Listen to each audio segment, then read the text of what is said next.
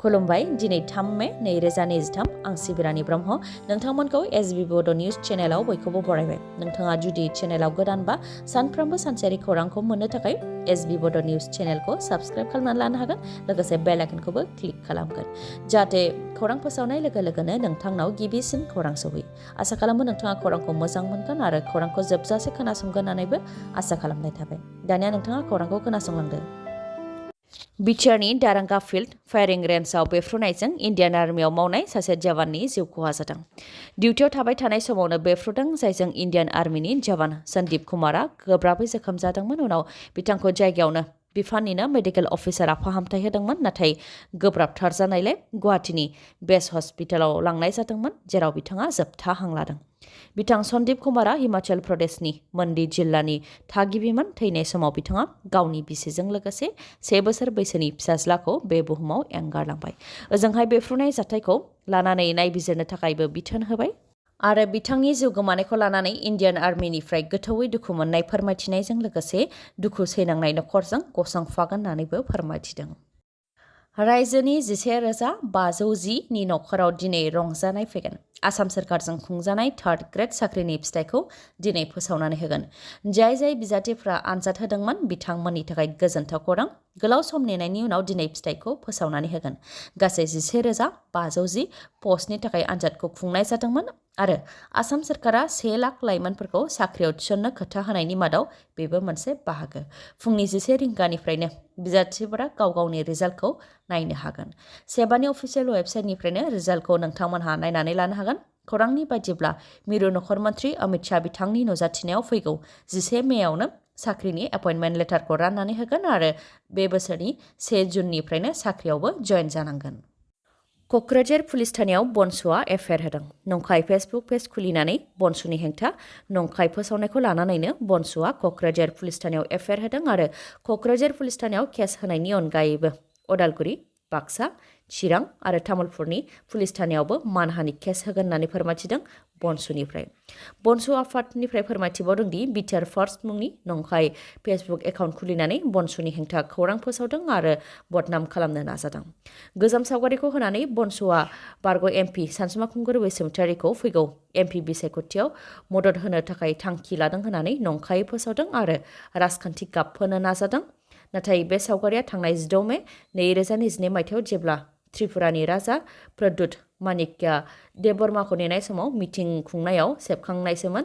बे गोजाम सावगारिखौनो गोदानै फेसबुकआव पस्ट होफिननानै नंखायै फोसावदों। नाथाय दा बे समाव बनसुआ जेबो मिटिं खुङाखै आरो सानसुमा खुंगुर बैसोमुतियारिखौ MP बिसायख'थियाव मदद होनो थाखायबो जेबो थांखि लायाखै होननानै फोरमायथिदों बनसुनिफ्राय। नंखायै खौरां फोसावनाय माखासे फेसबुक पेज आं बर', BTR फार्स्ट, इउनाइटेड बड'लेण्ड आरो माखासे personal Facebook user Buddhiram Basumatary, Haren Ramsiary बिसोरनि हेंथायैबो मानहानि केस होनाय जादों होननानै फोरमायथिदों बनसुनिफ्राय।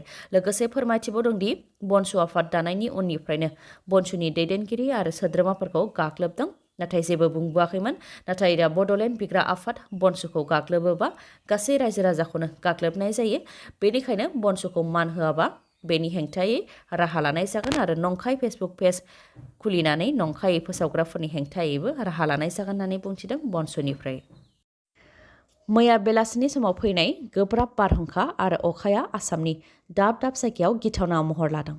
धेमाजि जिल्ला, गलाघाट जिल्ला जेरैथिंबो सिलिंखार खालामलांदों। धेमाजि जिल्लानि जनाइनि थेलाम नेपालि बस्ति, माजुलिपुरजों लोगोसे गोबां ओनसोलफोर आरो गलाघाट जिल्लानि बिजयपुर, कमतापुर, सिसुपानि, बिष्णुपुर आरो गोबां ओनसोलफोरावनो गिख्रंथाव बारहुंखा बारनाया फारसेनिफ्राय सिलिंखार खालामलांदों। गेदेर गेदेर दंफां लाइफांफोरा राजा लामाफोराव बायसिनदों जायजों थांलाय फैलाय बन्द जादों। उनाव ओनसोलनि रायजो राजाफ्रानो दंफां बायसिननायखौ दानस्रांनानै बोस्रांनानै लादों। बेनि अनगायैबो गोबां सुबुंफोरनि न' बांफोरनि थिङा बिरखारलांदों, सिजोम सिजोबदों। बेबायदिनो मोनसे थासारि जादों जायनि थाखाय गथ' गथाय लानानै गुबुननि न'आवसो थानो गोनां जादों होननानै फोरमायथिदों जाथायजों मोगा मोगि जानाय सुबुंफोरा। बारहुंखा बारनायजों फारसेनिफ्राय सिलिंखार जानायनि अनगायैबो सासे सुबुंनिबो जिउ खहा जानायखौ खौरां मोननाय जादों। बकाजानाव सासे सुबुंनि जिउ खहा जानायखौ मिथिनो मोननाय जादों। खनले खनले चिरां जिल्लायाव गोबां बिबांनि आयेन बेरेखा दंफां हमनो मोननायखौ खौरां बिजोङाव खोनानो मोनबाय थानाय जादों। फिन चिरां जिल्ला रुनिकाटा फरेस्ट रेन्जनि सिङाव दलखला ब्लक हाग्रा ओनसोलाव गंथाम ट्रेक्टरजों लोगोसे 1 लाख रांनि आइन बेरेखा दंफां हमनो हादों। रुनिकाटा हाग्रा खोन्दो रेन्जार जसमानिक मुसाहारि बिथाङा फोरमायथिनाय बायदिब्ला बिथांमोनहा हाग्रायाव ट्रेक्टरनि साखानि सिन नुनानै हाग्रा सिङाव हाबलांदोंमोन। बेयावनो गंथाम ट्रेक्टरखौ हमनो हादों, जेराव गंथामनि मादाव गंनै ट्रेक्टराव आबुङै दंफां लड जानायमोन होननानै फोरमायथिदों आरो गंनै ट्रेक्टराव लड जानाय फारलि दंफांनि बेसेना 1 लाख रां जागौमोन होननानै फोरमायथिदों। आरो बिथाङा फोरमायथिबावदों दि बिथांमोन थांनायखौ खौरां मोननानै दंफां सिखावफोरा सिगांनो ट्रेक्टरखौ गारनानै खारग'लांदों।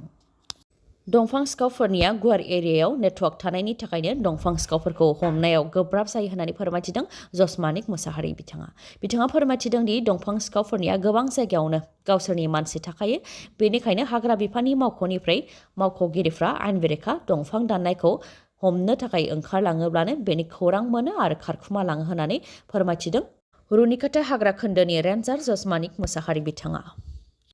AK-47 राइफलजों गुलि गावनाय जाथाय गावजों गाव दावराव दावसि जानायखौ लानानै 4 सिकिउरिटि गार्डनि गेजेराव गुलि गावनाय जाथाय। बे जाथाया आसामनि गलाघाटनि बकाखाराव जादों। साब डिभिजनेल पुलिस अफिसार रिनु कान्टाला शीतल कुमारनि क्वार्टाराव जादों बे गुलि गावनाय जाथाया। रिपर्टनि बायदिब्ला माबा खोथाखौ लानानै 4 सिकिउरिटि गार्डफोरनि गेजेराव दान्थे बिदान्थे जादोंमोन। बेयावनो छोटेलाल शर्माया AK-47 राइफलजों गुलि गावदों। नाथाय खाफाल मोजां गुलिया रावनिबो देहायाव नाङाखै।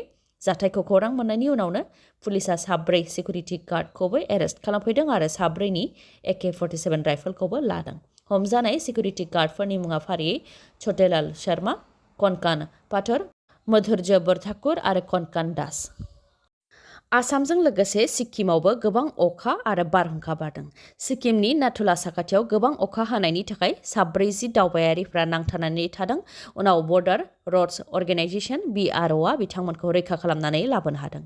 रैखा खालामनानै लाबोनायनि उनाव बिथांमोननो थानो थाखाय जायगा होनायजों लोगोसे जाग्रा आदार होदों आरो उनाव गेंटक फारसे लाबोफिनदों।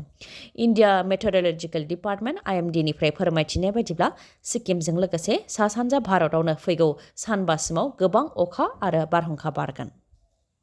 मोनसे फोसावनाय रंजालि बैसागुनि थाखाय फिन नोंथांमोननि थाखाय गोजोनथाव खौरां लानानै फैफिनबाय मानिपुर पुलिस थानानि साखाथियाव थानाय मानास अट' श'रुमा। गंसे मटर साइकेल बायोब्लानो नोंथाङा गुबुन गुबुन रोखोमनि अफारफोरखौ मोननो हागोन, जेरै गंसे सिलिं फेन नङाबा गंसे टेबल फेन मोननो हागोन आरो बेसेन नाङालासे गंनै हेलमेट मोननो हागोन। लोगोसे ल' डाउन पेमेन्टआवनो बाइक एबा स्कुटिखौ मोननो हागोन आरो जायखिजाया कम्पानिनि गोजाम बाइक एबा स्कुटिखौबो सोलायनानै गोदान बाइक एबा स्कुटिखौ बायनो हागोन। बेनि अनगायैबो नोंथाङा जुदि खाथिनिनो बा मटर साइकेल बा स्कुटिखौ हम डिलिभारि खालामनायनिबो राहा दङ आरो एकाउन्ट गैयाब्लाबो फाइनान्सआव खालामनानै हरनायनिबो राहा दं। अब्ला नोंथाङा माखौथो सानबाय थाखो? गोदान बोसोरनि गोदान मटर साइकेल बा स्कुटि बायनायनि थांखि दंबा थाबैनो मानास अट' श'रुमनिफ्राय मटर साइकेल बा स्कुटि बायनानै नोंथांनि साननायखौ जाफुंहोदो। श'रुमनि सोमोन्दै माबाफोर मिथिबावनो लुबैयोबा 70026012555 नङाबा 9101272776 बे नाम्बाराव कल हरनानै सावरायहरनो हागोन। दिनैनि खौराङा एसेनोसै। गाबोन आरो गोदान खौरांजों लोगो मोनफिनबावगोन। नोंथाङा दासिमबो आंनि चेनेलखौ साबस्क्राइब खालामाखैबा अन्नानै साबस्क्राइब खालामदो, लोगोसे लाइक, कमेन्ट आरो शेयार खालामनो दाबाव। गोजोन्थों।